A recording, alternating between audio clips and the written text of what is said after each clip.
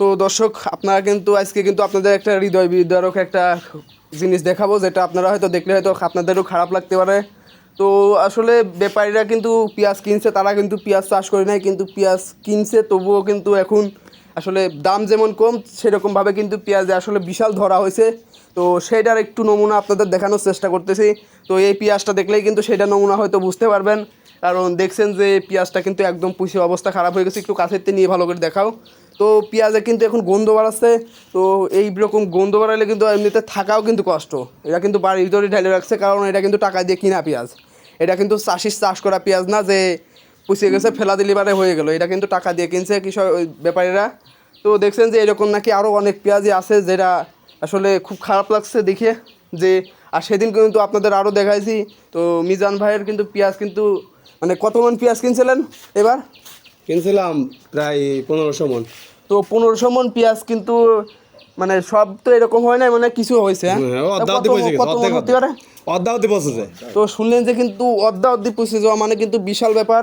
আর এই অর্ধি পৌঁছে যাওয়া কিন্তু এখন যদি সেটা টাকা উঠাতে হইলে কিন্তু নিচে কিন্তু তার মনে করেন যে ডবল দামে পেঁয়াজ বেচে। হ্যাঁ 2500 বেচতে হবে। তো 2500 টাকা করে পেঁয়াজ বেচলে হয়তো তারা এবার হয়তো কিছু উঠবে, মানে আসল টাকাটা উঠবে। তাছাড়া কিন্তু মনে হয় লস আর কেউ ঠেকাতে। পেঁয়াজ কিন্তু কিনাই বেশি। তো এই পেঁয়াজ আরও পেঁয়াজ নাকি আছে, তো আমরা কিন্তু বেশি বড় ভিডিওটা করবো না। তো এরকমভাবে কিন্তু আপনারা চাষি এবং তো শুনলেন যে ওই পাশে নাকি আর একটা ঢালেছে। তো আমরা কিন্তু ছোট্ট করে একটা জানানোর চেষ্টা করবো। তো চলুন আমাদের সাথে থাকুন এবং ভিডিওটা কিন্তু অবশ্যই লাইক করবেন এবং কমেন্ট করবেন। তো দর্শক আপনাদের জন্য জানানোর চেষ্টা করতেছি, আপনারা যদি আসলে এই জায়গায় আসতেন তাহলে হয়তো বুঝতেন যে এই ঘরে আসলে কি পরিমাণ গন্ধ বাড়াচ্ছে, যেটা আসলে বোঝানোর কোনো পরিবেশ নাই আমার কাছে।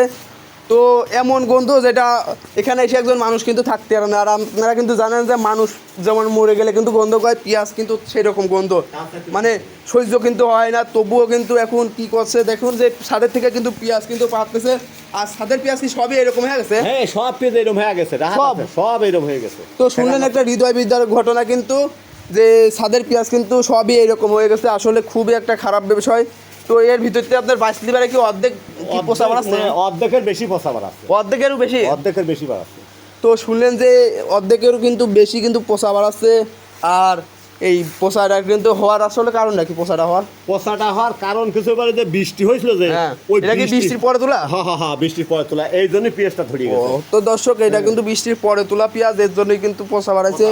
তো আর বেশি ভিডিওটা বড় করবো না, কিন্তু আপনারা যারা দেখছেন তারা কিন্তু অবশ্যই আমাদের ভিডিওটা কিন্তু লাইক করবেন এবং চ্যানেলটা সাবস্ক্রাইব করবেন।